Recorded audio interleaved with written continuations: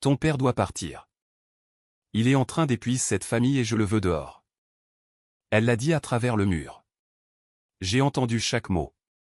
Le lendemain matin, je suis parti, et j'ai pris 9 millions de dollars avec moi. 6 semaines plus tard. Il suppliait. Les flacons de médicaments alignés sur le comptoir de la cuisine comme deux petites sentinelles. 4 d'entre eux maintenant, après le rendez-vous de jeudi. Ma belle-fille les a vus quand elle est descendue pour prendre son café. Ce matin-là, et n'a pas dit un mot. Pas, ça va? Pas, qu'est-ce que le médecin a dit? Elle les a juste poussés de côté pour atteindre la crème et remonter. C'est à ce moment-là que j'ai compris quelque chose que j'évitais depuis des mois. Avant d'aller plus loin, si vous êtes nouveau ici, veuillez vous abonner à Pure Revenge Stories, et laisser un commentaire, en me disant quelle heure il est chez vous. Cela aide plus que vous ne le pensez. Le dossier du cardiologue était dans la poche de ma veste. Fibrillation auriculaire, permanente, gérable avec des médicaments, des changements de mode de vie, plus de stress. Le médecin avait même ri un peu en disant cette dernière partie, plus de stress. Comme si je pouvais simplement le retourner au magasin. J'avais 64 ans. J'avais bâti une entreprise de logistique à partir d'un camion emprunté, et d'un annuaire téléphonique. Et je vivais dans la chambre d'amis de mon fils depuis 2 ans. Le stress était le papier peint. Mon fils s'appelle Jonathan. Il a 39 ans. Il travaille dans l'immobilier commercial. Il gagne bien sa vie. Il dépense encore mieux. Sa femme, je vais l'appeler ce qu'elle est, ma belle-fille. Son nom est Lydia. Femme vive. Organisée. Le genre de personne qui code par couleur le garde-manger, et suit les dépenses du ménage dans une feuille de calcul, qu'elle met à jour tous les dimanches. J'ai respecté cela chez elle au début. 2 ans plus tôt, Jonathan m'avait appelé un dimanche après-midi. Sa voix avait cette tension particulière, qu'il avait eue depuis l'enfance, quand il voulait quelque chose, qu'il n'était pas sûr d'obtenir. Papa, nous avons trouvé un endroit à Scottsdale. 4 chambres, piscine. Nous pourrions avoir une bonne installation pour toi. Ta propre salle de bain. Accès au jardin. Ce serait bon pour nous tous. J'avais vendu mon entreprise. Callaway Freight Solutions, 8 mois avant cet appel. 31 ans que je l'avais bâti. J'avais commencé avec un camion réfrigéré, faisant des trajets pharmaceutiques entre Phoenix et Tucson. Au moment où j'ai vendu, nous avions 47 véhicules, des contrats avec 4 systèmes hospitaliers, et une réputation régionale, qui a fait que l'acheteur, une entreprise de logistique nationale d'Atlanta, a offert plus que ce que j'avais demandé. Beaucoup plus. J'ai dit à Jonathan que j'avais encaissé modestement, que l'entreprise s'était bien vendue, que je simplifiais. Je l'ai dit avec précaution, je l'avais même répété avant l'appel. Je voulais voir ce qui se passerait s'il pensait que j'étais un homme retraité ordinaire, avec des économies de retraité ordinaire.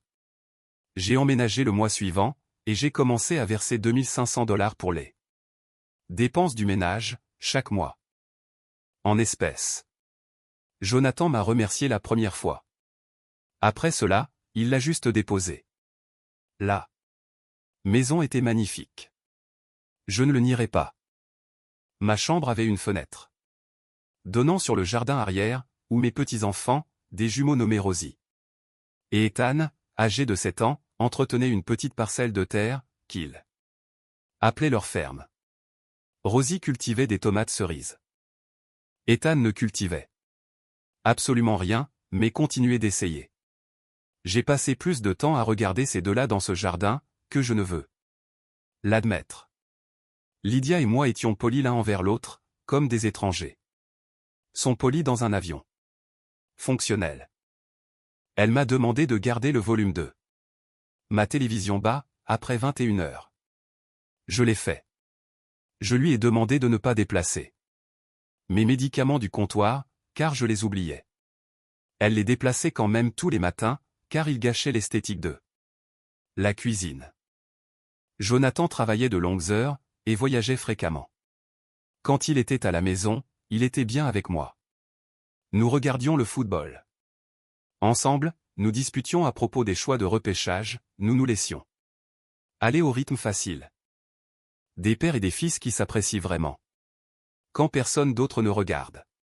C'est quand Lydia était dans la pièce qu'il devenait quelqu'un d'un peu différent, plus prudent, plus théâtral.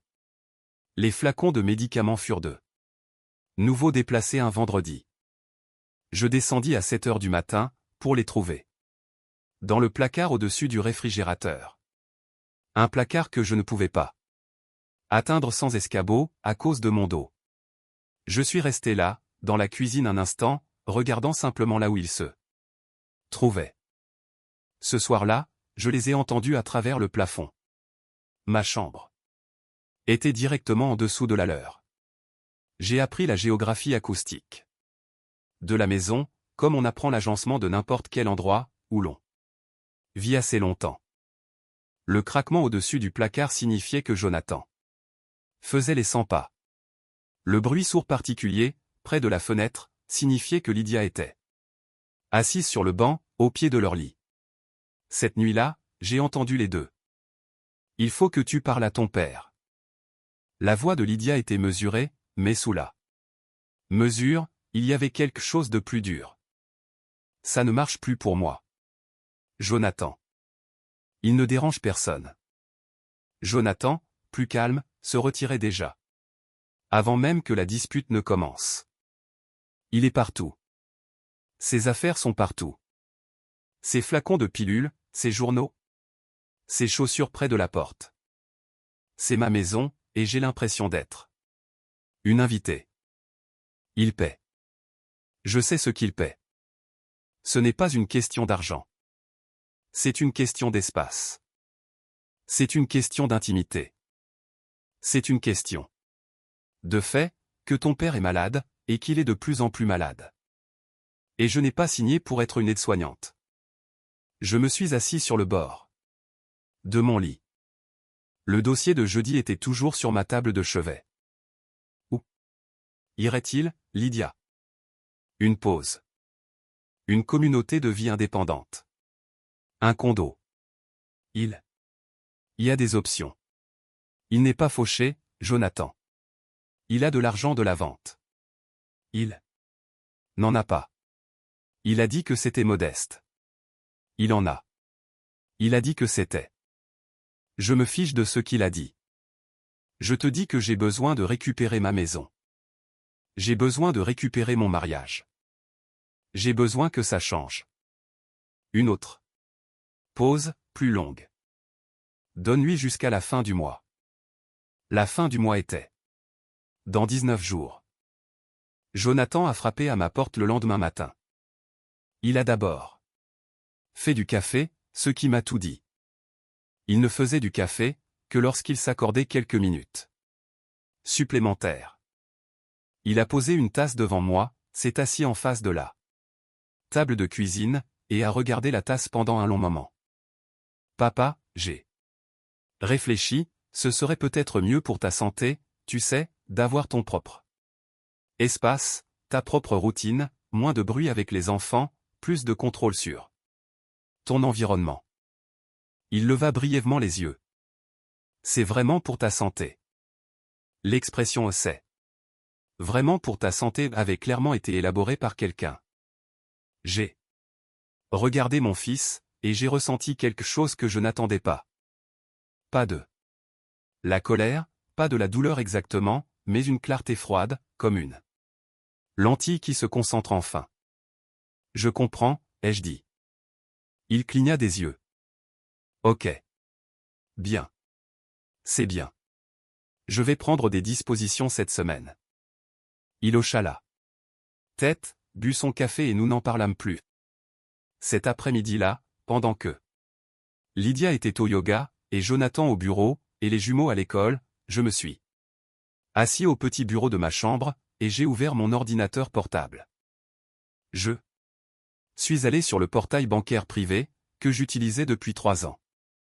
Le genre de portail qui n'a pas d'application mobile, qui nécessite de formes d'authentification, et qui ne se fait pas de publicité, car ses clients le préfèrent ainsi. Le solde indiquait 9 232 16 220 $. C'était après impôt de la vente d'Atlanta, après les dons de bienfaisance, que j'avais fait discrètement. Au cours des 3 dernières années, après le portefeuille conservateur, que mon conseiller financier Walter, un Walter différent, pas de la liste, avait géré. Avec le genre de patience constante. Qui ne fait pas les gros titres, mais qui s'accumule de manière fiable. Je l'avais regardé grandir, depuis la chambre d'amis de la maison de mon fils à Scottsdale, tout en faisant semblant d'être un modeste retraité, qui avait besoin de 2500 $ par mois, pour avoir l'impression de contribuer. J'ai ouvert un onglet immobilier, et j'ai tapé maison de luxe à Scottsdale, plus de 700 000 $. J'ai fait défiler pendant 20 minutes. Puis j'ai pris mon téléphone, et j'ai appelé une femme, nommée Christine Albright, une agente immobilière, que j'avais recherchée 2 semaines avant tout cela. 2 semaines, ce qui en dit long sur le temps que j'avais vu cela venir. Monsieur Callaway, oui, je m'attendais à un appel. Elle avait la voix de quelqu'un qui vendait des choses chères, depuis longtemps. Confiante, mais pas.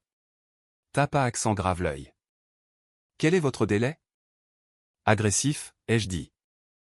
J'aimerais visiter des propriétés cette semaine, et faire une offre, avant le week-end. En espèce. Tâche. 3 secondes de silence. Je vous enverrai une courte liste d'ici 18 h ce soir. Elle a envoyé 11 propriétés. J'en ai aimé 3. Nous les avons visitées. Mercredi après-midi. La deuxième, une coloniale espagnole de 4 chambres, à North Scottsdale. Cour intérieure en terre cuite, avec une fontaine. Aménagement paysager désertique mature. Une casita d'amis à l'arrière. J'ai su, dès que j'ai franchi le portail. 12 ans plus récente que la maison de Jonathan. 2 fois l'espace. La cuisine à elle seule était plus grande que ma chambre actuelle. Les vendeurs ont déménagé en Oregon le mois dernier, a dit Christine derrière moi. C'est vacant. Ils veulent que ce soit conclu. Que demande-t-il? 890. Je ferai une offre de 850 000 en espèces, clôture en 10 jours. Pas de contingence. Elle a passé l'appel depuis la cour, tandis que je restais à l'intérieur, observant la lumière de l'après-midi, traverser les sols en terre cuite. Ils ont accepté en soirée. Je n'ai rien dit à Jonathan ni à Lydia. J'ai terminé mes repas avec la famille, aidé les jumeaux avec leurs devoirs. Ethan avait des difficultés avec la multiplication. Rosie avait déjà décidé qu'elle n'avait pas besoin d'essayer, car elle savait déjà tout, et allait se coucher chaque nuit, regardait le plafond, et ressentait le silence étrange et particulier, d'un homme qui a déjà pris sa décision, et attend simplement les papiers. Le dernier dimanche, avant mon déménagement, je suis allé à une pépinière, en dehors de la ville, et j'ai acheté 12 agrumes. Citron, lime, un citron Meyer, parce que les jumeaux aimaient la limonade. Je les ai fait livrer directement à la nouvelle maison. La femme de la pépinière a semblé perplexe, que je ne veuille pas les prendre moi-même. Ils sont pour une propriété dans laquelle j'emménage, ai-je dit. Je veux qu'ils soient en terre. Avant que j'arrive. Le matin de mon départ, je me suis réveillé à 5h30. Jonathan dormait. Lydia dormait. J'ai fait mon propre café, me suis assis seul à la table de la cuisine, et j'ai écrit un mot sur le dos d'une enveloppe. Je l'avais rédigé de 4 manières différentes, sur 3 nuits. La version finale, Jonathan, j'ai trouvé un nouveau logement, et je serai parti avant midi. Merci pour le temps passé ici. La chambre est vide. Je voulais respecter le délai que tu m'as donné. dis à Rosie que les tomates ont besoin d'eau 2 fois par semaine, avec cette chaleur, papa. Je l'ai posée sur la table. Sous le coin, j'ai placé une enveloppe, avec 2500 dollars en espèces. Ma contribution du dernier mois. Ponctuelle comme toujours. Puis j'ai plié un autre morceau de papier, et l'ai posé à côté du mot. Une carte de visite pour Anderson et Price, un cabinet d'avocats d'affaires du centre-ville de Phoenix, et un mot, de ma propre écriture, disant, uniquement concernant l'accord de prêt, daté de mars 2022. Leur avocat vous contactera. Les déménageurs sont arrivés à 8 heures.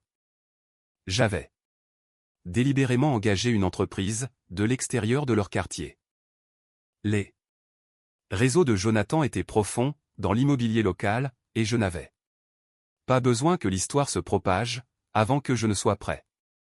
À 11h15, tout ce que je possédais était dans la coloniale espagnole, à North Scottsdale. À midi, je me tenais dans la cour, écoutant la fontaine couler, observant un colibri, inspecter le bougainvillier, que j'avais demandé au gérant de la propriété de planter, contre le muret. Jonathan a appelé à 14h47. J'ai laissé aller à la messagerie vocale. Le message était de 6 mots, papa, s'il te plaît, appelle-moi. Je suis désolé. 6 mots après 64 ans. Je n'ai pas rappelé ce jour-là. J'ai plutôt déballé mon bureau, organisé mes livres, installé le bureau près de la fenêtre, qui donnait sur la cour. Les jumeaux auraient la casita d'amis, quand ils viendraient, s'ils venaient. J'y ai mis 2 lits jumeaux, et j'ai peint les murs, d'une douce couleur sable. J'avais aussi acheté un petit plant de tomates, et l'avais placé sur le porche de la casita. Rosie le remarquerait.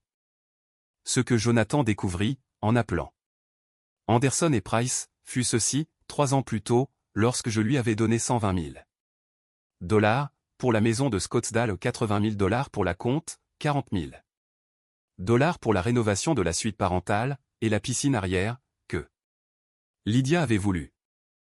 J'avais fait cela par le biais d'un accord de prêt, dûment structuré. Jonathan l'avait signé, à la table de la cuisine de notre ancienne maison familiale, la nuit précédant la clôture de leur transaction. Il était nerveux, excité, et reconnaissant, et il avait tout signé ce que je lui avais présenté, parce que j'étais son père, et c'était de l'argent, et cela ressemblait à un cadeau. L'accord comprenait une clause d'accélération standard. Si l'emprunteur principal connaissait un changement matériel de situation de vie, y compris spécifiquement si je cessais de résider dans la propriété, le sol total devenait exigible dans les 60 jours, à ma discrétion. J'avais cessé de résider dans la propriété. Le solde restant, avec 3 ans d'intérêt cumulé, s'élevait à 141 600 dollars. Je n'étais pas sûr que Jonathan ait jamais lu au-delà du premier paragraphe. L'appel de Jonathan arriva 2 jours après que Anderson et Price aient contacté. Il ne semblait pas en colère. Il semblait comme il avait semblé, à 13 ans, quand il avait emprunté ma voiture, sans demander, et l'avait rendue avec une bosse. Pas défiant, juste épuisé. Papa, c'est réel? C'est réel. Je n'ai pas. Je pensais que c'était. Tu avais dit que c'était un cadeau. J'ai dit que c'était de l'aide. Il y a une différence. Lis le paragraphe 4. Silence. Je l'ai entendu respirer. 60 jours. Oui. Papa, on ne peut pas. Il s'arrêta. Reprit. Nous n'avons pas ce genre de liquidité en ce moment. La rénovation du printemps dernier, nous nous sommes étendus. Si nous devons, c'est quelque chose à discuter avec un conseiller financier. Jonathan. Tu es mon père. Le mot resta entre nous, sur la ligne téléphonique, et je le laissai. Je sais ce que je suis.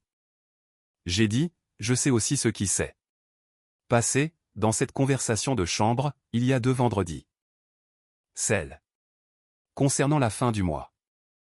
Un autre silence, plus long cette fois. Tu as entendu ça? J'ai entendu chaque mot. Il ne parla pas, pendant près d'une minute entière. Je restais assis dans mon bureau, observant le colibri revenir au bougainvillier, et ne le pressais pas. J'aurais dû te défendre, dit-il finalement. Je ne l'ai pas fait. Je sais que. Je ne l'ai pas fait. Non, tu ne l'as pas fait. Je suis désolé, papa. Je sais que tu le es. Je raccrochai doucement, sans colère. Il n'y avait aucune performance là-dedans. Ce qui s'est passé au cours des 6 semaines suivantes, je l'ai appris. Principalement de Christine Albright, qui fréquentait les mêmes cercles de Scottsdale, que Jonathan et Lydia. Il s'avère, et de mon propre avocat, et de la petite miséricorde particulière, d'une communauté où les rumeurs voyagent plus vite, que les gens ne l'imaginent, que Lydia a consulté un avocat spécialisé en droit de la famille, pour contester l'accord de prêt. L'avocat lui a dit Floride, elle avait consulté les lois du mauvais état, ce qui en dit long sur son état d'agitation, puis les statuts corrects de l'Arizona, qui étaient tout aussi décourageants. Un billet à ordre correctement exécuté, entre adultes compétents, avec des conseils juridiques indépendants, ce que j'avais veillé à ce que l'accord spécifie, était aussi contestable que la gravité. Les relations bancaires de Jonathan n'offraient pas de meilleures nouvelles. La maison avait de l'équité, mais l'accord de prêt créait le privilège principal. Aucune banque ne voulait accorder de nouveaux crédits, contre une propriété avec un avis d'exigibilité de 60 jours en suspens, d'un créancier précédent. J'ai appris par Christine, que le compte social de Lydia a commencé discrètement. Pas si discrètement, à perdre son public. Elle avait cultivé une audience, de quelques 15 000 personnes, autour de ce qu'elle appelait la vie de famille. Intentionnelle. Des photos de la maison, des enfants, du garde-manger organisé. De tout ce qui était codé par couleur. Quelqu'un, je ne sais vraiment pas qui, a commencé à commenter ses anciennes publications, sur la famille, l'hospitalité et la gratitude. Des questions simples, pas cruelles, juste des questions. Est-ce que votre beau-père vit toujours avec vous? Comment va la famille intentionnelle? Elle a supprimé 3 messages en une semaine, puis un 4e. Je sais pour Rosie. Parce que Rosie m'a appelé elle-même. Elle avait 7 ans, et elle avait mémorisé mon numéro, parce que je le lui avais fait mémoriser, le Noël précédent. En cas d'urgence, j'avais dit, c'est une urgence. Elle m'a dit au téléphone, très sérieusement, maman pleure, et papa est dans son bureau, avec la porte fermée, et Ethan a mangé toutes les céréales. J'ai demandé si elle était en sécurité. Elle a dit oui, mais qu'Ethan avait vraiment mangé toutes les céréales, et elle voulait savoir si je venais voir les tomates. Parce qu'elles devenaient très grandes. Je suis resté très immobile dans mon bureau, un moment, après que nous ayons raccroché. Puis j'ai appelé mon avocat, et je lui ai dit que je voulais modifier le préavis. De 60 jours, à 90 jours. Prolonger-le simplement, ai-je dit. N'expliquez pas. Pourquoi? Il n'a pas demandé. Le courriel est arrivé un jeudi soir, de l'adresse de Jonathan, mais l'écriture a changé de ton, à mi-chemin, et j'ai su que Lydia avait pris le relais, à un moment donné. Ils avaient écrit, supprimé. Et réécrit. Je pouvais le sentir, dans la structure des phrases. Certaines trop prudentes. Certaines brisées. Jonathan a écrit la première partie. Il ne s'est pas excusé. Il a dit qu'il avait priorisé son mariage, sur son père, et s'était dit que c'était raisonnable, alors qu'il savait que ce n'était pas le cas. Qu'il m'avait regardé, remettre mes flacons de médicaments sur le comptoir, 3 fois, et n'avait rien dit. Qu'il avait choisi la voie de la moindre friction, et avait compris quelque part, où il ne voulait pas regarder, que ce qu'il faisait avait un vrai nom. Il écrivit, tu m'as appris, que la parole d'un homme, signifie quelque chose. J'ai cessé d'agir, comme si cela comptait. Je ne sais pas comment réparer ça. Sauf, en te disant, que je le sais, et que j'essaie. La section de Lydia était plus courte. Elle a écrit qu'elle avait passé 6 semaines à comprendre ce qu'elle avait réellement dit, et réellement voulu, cette nuit-là, et que la compréhension n'était pas confortable. Elle a écrit, je vous ai traité comme un fardeau. Vous étiez une personne. Je suis désolé, qu'il ait fallu perdre quelque chose pour comprendre la différence. J'ai lu les 2 sections 2 fois, posé mon téléphone sur le bureau, regardé la cour pendant un long moment. J'ai appelé mon avocat le lendemain matin, et je lui ai dit que je voulais organiser une réunion. Lieu neutre, 3 parties, pas de drame. Il a suggéré une salle de conférence, à son bureau. J'ai dit qu'il y avait un restaurant près du front de mer de Scottsdale, avec des salles privées, et du bon café, et que nous irions là-bas. Jonathan et Lydia sont arrivés ensemble, en avance. Quand je suis entré, j'ai vu leurs visages faire ce que les visages font quand quelqu'un déroute une attente. J'avais pris du poids depuis que j'avais quitté leur maison. Du bon poids, du poids solide, le poids d'un homme qui mange 3 repas par jour sans surveiller la réaction de quiconque à sa présence. Je portais une chemise qui était restée dans une boîte pendant 2 ans, car il n'y avait pas eu d'occasion de la porter. Je me suis assis, j'ai commandé un café, et j'ai laissé le silence faire son travail. Jonathan a parlé le premier. Il a dit essentiellement ce qu'il avait dit dans le courriel, mais à voix haute, ce qui est plus difficile, et il l'a fait sans s'excuser, ce qui est le seul type d'excuse qui signifie réellement quelque chose. Lydia a parlé ensuite. Elle a dit moins, mais elle m'a regardé directement, ce qu'elle n'avait pas fait de manière fiable depuis 2 ans. Je leur ai posé une question. Quand vous m'avez donné jusqu'à la fin du mois, avez-vous réfléchi à l'endroit où j'irai? Jonathan a dit non. Il l'a dit doucement. Je sais, ai-je dit. C'est la partie que j'avais besoin que vous compreniez. J'ai posé un dossier sur la table. Le premier document était l'accord de prêt modifié, $60 000 payés en 1 an, 0 intérêt, pas les 141 600 dollars complets. Pas la faillite. 60 000 structurés, gérables s'ils étaient prudents. Le reste. Pardonnez. Le deuxième document était un instrument de fiducie pour Rosie et Ethan. $1 million chacun, accessible à 25 ans, administré par un fiduciaire indépendant. Jonathan et Lydia n'avaient pas accès, pas de rôle de supervision, pas la possibilité d'emprunter dessus. Je l'ai expliqué clairement. L'avenir de leurs enfants était protégé de toutes les décisions, y compris la mienne. Le troisième document était un calendrier de visite. Assez formel pour être pris au sérieux, et assez formel pour ressembler à une famille. Les samedis matins, quand les jumeaux n'avaient pas d'activité. Dîner une fois par mois. Rotation des lieux. Ma maison, leur maison, un restaurant. J'ai dit, ce sont mes conditions. Le montant du prêt est juste. La fiducie protège vos enfants, quels que soient ceux qui arrivent entre les adultes. Le calendrier me maintient dans leur vie, sans exiger que quiconque prétende que tout est réparé, alors que ce n'est pas le cas. Jonathan a pris le document de prêt, et l'a lu entièrement cette fois. Il leva les yeux. Pourquoi 60? Parce que vous pouvez gérer 60. Je ne suis pas intéressé par votre faillite. Je suis intéressé par votre éducation. Lydia tendit la main, sur la table, vers ma main. Je la laissai un instant, puis la retirai doucement. Pas un rejet, une limite. Il y a une différence. Reviendrez-vous à la maison? Demanda-t-elle. Même juste pour le dîner. Rosie demande à chaque fois. Quand je serai prêt, ai-je dit, pas selon un calendrier.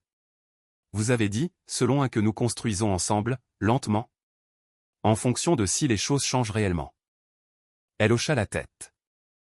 Jonathan hocha la tête. Ils signèrent tout. Je suis rentré chez moi, le long de la route. Périphérique, les fenêtres baissées, la lumière de fin d'après-midi devenant dorée, sur le désert. La coloniale espagnole était éclairée chaleureusement. Quand je suis entré par le portail, les agrumes, le long du mur arrière, avaient produit de nouvelles pousses. Petites et pâles, et déterminées, comme les nouvelles choses. J'ai préparé le dîner dans ma cuisine. Un vrai plan de travail. Personne ne déplaçait mes affaires. Aucun son du plafond au-dessus de moi. J'ai mangé sur la terrasse arrière, et j'ai regardé le ciel passer de l'orange au violet, au bleu profond. Particulier, qui arrive juste avant la tombée de la nuit, dans le désert. 3 semaines plus tard, Rosie et Ethan sont venus pour une visite du samedi.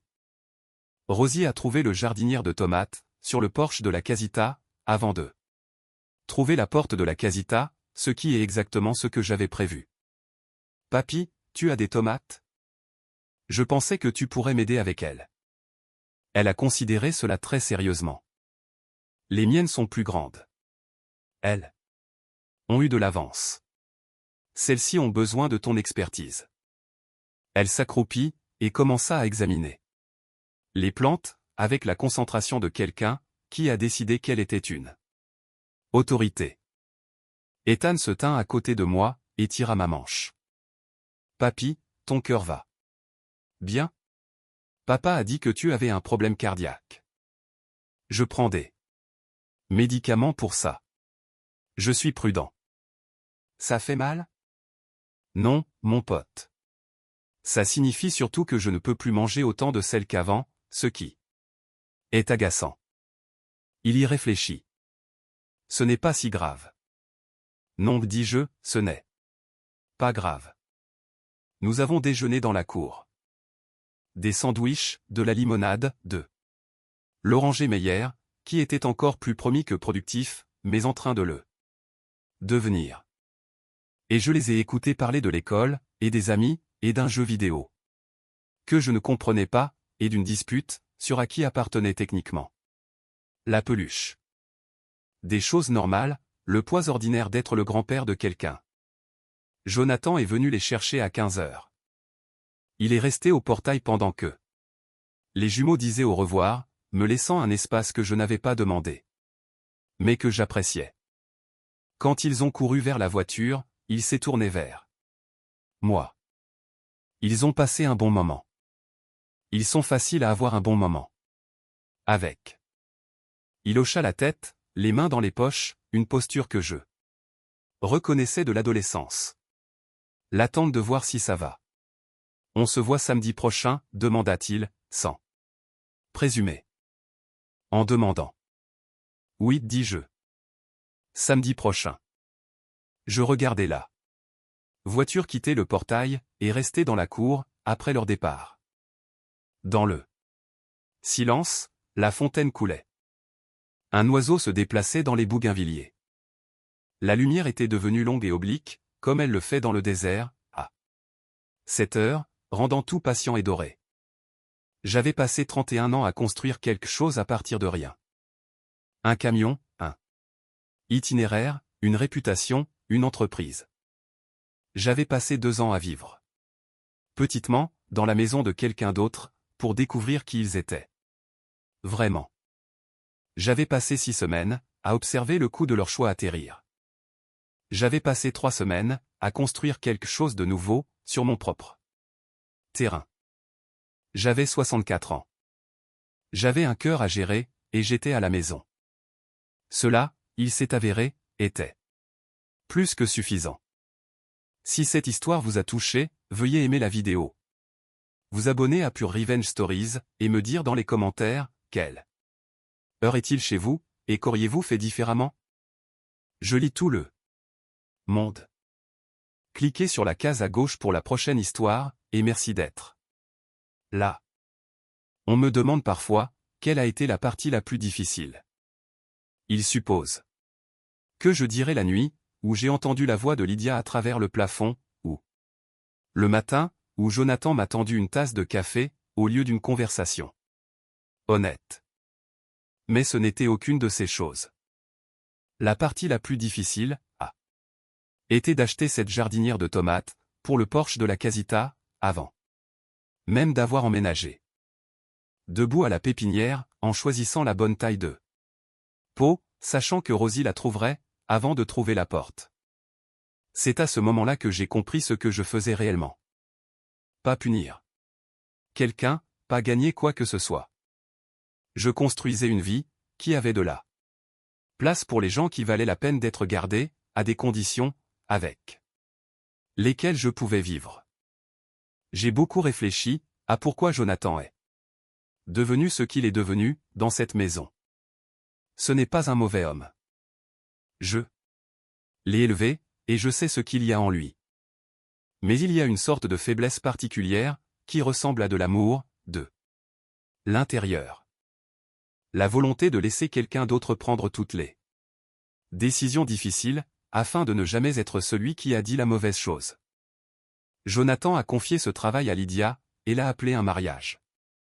Et Lydia, à son crédit, a été honnête à ce sujet, finalement. Elle a dit qu'elle me traitait comme un fardeau. Il a fallu du courage pour l'admettre. Ce que j'ai fini par comprendre, c'est que les gens ne se révèlent pas dans les bonnes années. Ils se révèlent dans les années inconfortables. Lorsque vous êtes en bonne santé, utile, et que vous apportez quelque chose d'évident, tout le monde est content que vous soyez là. La vraie question, celle qui compte réellement, est de savoir ce qui se passe lorsque vous devenez compliqué. Lorsque vous avez un dossier de diagnostic sur le siège passager, et 4 flacons de médicaments sur le comptoir, et que vous occupez une chambre, qui pourrait être autre chose, c'est là que vous découvrez, de quoi sont réellement faites les personnes autour de vous. Je ne reproche pas à Lydia ce qu'elle a dit, comme je l'avais pensé auparavant. Elle avait peur. Les gens qui ont peur de vieillir, peur des inconvénients, peur de tout ce qui perturbe la version soignée de leur vie. Ils disent des choses, à travers les murs, qu'ils ne diraient jamais à votre visage. La cruauté n'est pas toujours intentionnelle. Parfois, c'est juste le son de la peur, quand elle pense que personne n'écoute. Mais j'écoutais. Et ce que j'ai entendu a changé le calcul. J'ai passé 31 ans à prendre des décisions, que d'autres appelaient impossibles, jusqu'à ce que je les fasse fonctionner. Un camion, un itinéraire, un contrat à la fois. Ce que j'en sais, ce que je sais dans mes os, c'est que vos circonstances n'ont que le pouvoir que vous leur donnez. J'ai choisi de vivre petitement, dans cette chambre d'amis. J'aurais pu choisir différemment, à tout moment. Le test ne visait pas à savoir s'il méritait mon argent.